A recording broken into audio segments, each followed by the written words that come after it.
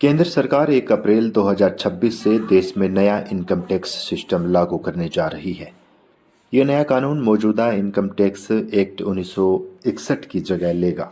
Income tax rules 2026 के draft के मुताबिक middle class tax payers, private sector के कर्मचारियों और बड़े बिजनेस घरानों के लिए टैक्स कैलकुलेशन के तरीके पूरी तरह बदल जाएंगे।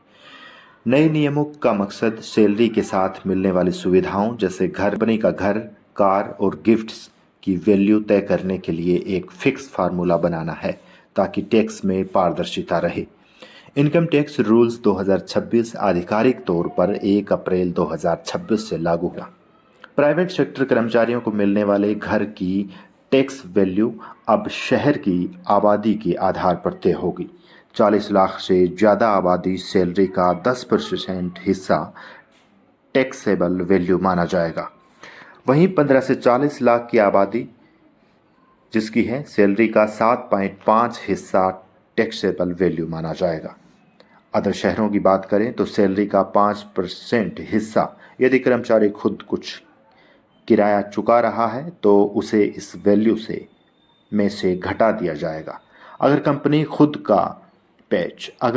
खुद घर किराए पर लेकर कर्मचारियों को देती है तो नियम अलग होगा। इस मामले में कंपनी द्वारा चुकाया गया वास्तविक किराया या कर्मचारी की सैलरी का 10% इसमें से जो भी हो टैक्सेबल वैल्यू माना जाएगा।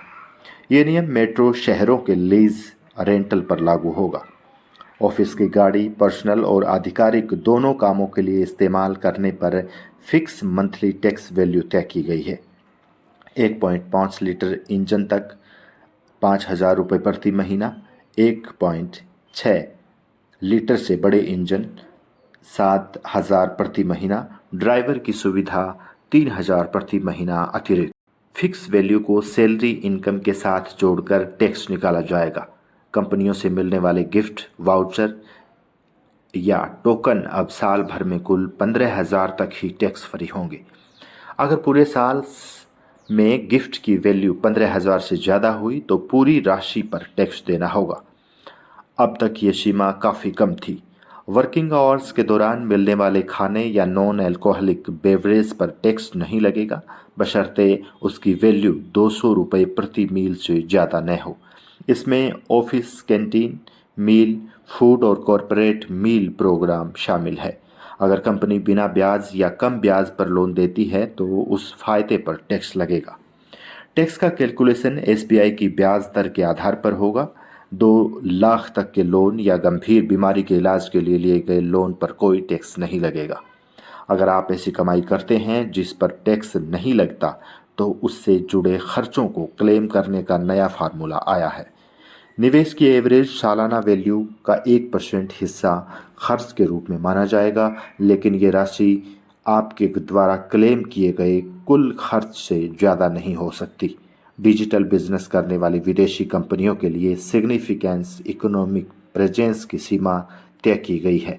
अगर किसी कंपनी का भारत में रेवेन्यू 2 करोड़ से ज़्यादा है या उसके 3 लाख से ज़्यादा भारतीय यूजर्स हैं तो उसे भारत में टैक्स देना होगा।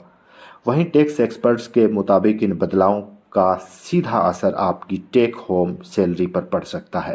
कंपनियों को अपनी सैलरी स्ट्रक्चर और सॉफ्टवेयर अपडेट करने होंगे ताकि फॉर्म 16 और सैलरी स्लिप में नई वैल्यू दिख सके। सरकार का मकसद टैक्स फाइलिंग की प्रक्रिया को सरल बनाना और आम टैक्स पेयर्स के लिए नियमों को आसान बनाना है।